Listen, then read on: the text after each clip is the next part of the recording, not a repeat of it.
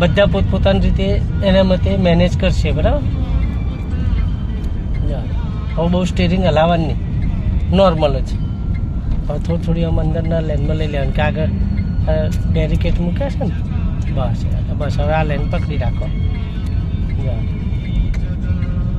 Slow. હવે accelerator છોડ દો, બ્રેક ઉપર આવી જાઓ.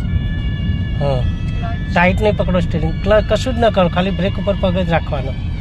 હા, હવે ક્લચ ઉપાડો, હવે થોડું ઉપાડો, હવે થોડું એક્સિલેટર આપો, નોર્મલ એક્સિલેટર આપો. આ બદલે એક્સિલેટર આપો, સ્ટેરિંગ ટાઈટ પકડી છે. હા, આ ફ્રી રહેવું જોઈએ. જો આવું જવા દો તમ આપો એક્સિલેટર, હા, ધીમે ધીમે આ લેન જ રાખો આપણી. એ એમની રીતે મેનેજ કરીને જશે, આપણે આપણી રીતે રહેવાનું. બસ જવા દો, આપો થોડું એક્સિલેટર.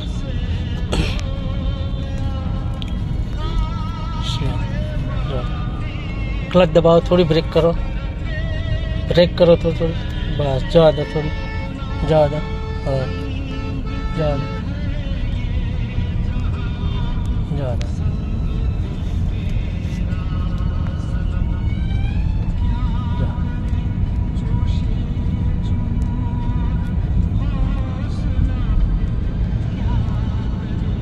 આપો એક્સિલેટર. હવે ક્લચ દબાવીને ત્રીજો કરો, ક્લચ દબાવો, એક્સિલેટર છોડ દો, ત્રીજો આગળ સીધું ન્યુટ્રલ કરીને સીધે આગળ ક્લચ સીધે ધક્કો મારો. બસ જવા દો. હવે આ એક લેન ગમે તે પકડી રાખવાની, સેકન્ડ લેન તો સેકન્ડ લેન જવા દો. આપો એક્સિલેટર.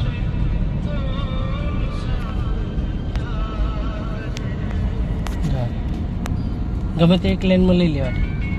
હા, બસ ધીરે જવા દો. સરસ, જવા દો.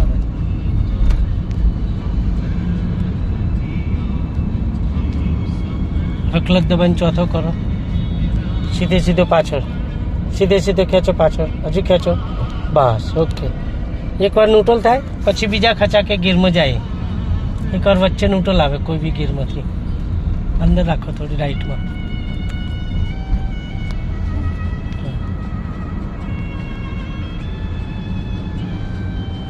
આપો થોડી એક્સિલેટર.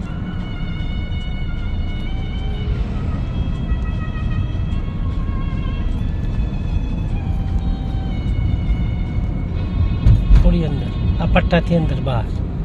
બે પટ્ટાની વચ્ચે સેન્ટરમાં રહેવી જોઈએ. બહુ વધારે લેફ્ટમાં નહીં, બહુ વધારે રાઈટમાં નહીં. સ્ટેરિંગ જેટલું બને એટલું ખુલ્લું રાખવાનું. જો છોડ દો, બે હાથ છોડ દો તમ તાર છે. હવે ગાડી આમ ફંટાય તો ખાલી ઈશારો કરવાનો કે રોડ આમાં ઊંચા નીચી થાય ને તો ગાડી થોડી ફંટાય.